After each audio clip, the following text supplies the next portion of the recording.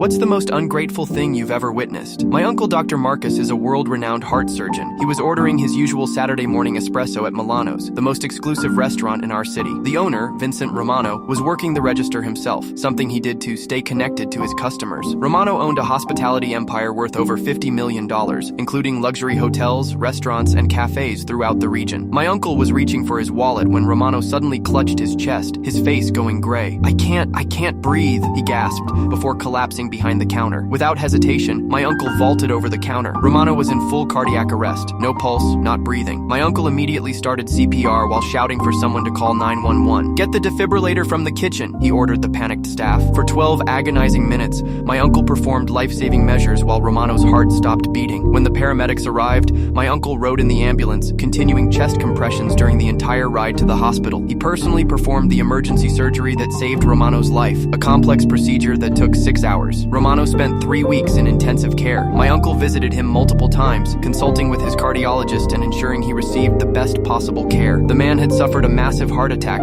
that would have killed him without immediate intervention. The local newspaper ran a story calling my uncle a guardian angel for saving the prominent businessman's life. Romano's family sent flowers and cards, praising the doctor who gave us our father back. A month later, my uncle returned to Milano's for his weekend coffee ritual. He'd been going there for 5 years, spending hundreds of dollars monthly on overpriced drinks and meals. Romano spotted him immediately and rushed over with a huge smile. Dr. Marcus, my hero, how wonderful to see you. They chatted briefly about Romano's recovery. He looked healthy, energetic, clearly back to his normal life running his million-dollar empire. Then Romano's expression suddenly changed. Oh, by the way, he said, his tone becoming businesslike. Last time you were here, you forgot to pay for your espresso. That'll be $8.50. My uncle stared at him, speechless. The coffee he'd abandoned while saving this man's life. The drink that sat untouched while he performed CPR on the restaurant floor. You're serious? My uncle asked. Business is business, Romano replied with a shrug. I can't give away free coffee, even to heroes. Sets a bad precedent for other customers. The restaurant fell silent. Other patrons were staring, clearly recognizing both men from the newspaper coverage. Romano's own employees looked mortified. My uncle calmly pulled out his wallet and placed a $10 bill on the counter. Keep the change, he said quietly. Romano smiled and pocketed the money. Thanks, Doc. See you next weekend? Actually, no, you won't. That was 3 years ago. My uncle has never returned to Milano's, despite it being his favorite spot for years. He tells people the coffee tastes different now, too bitter.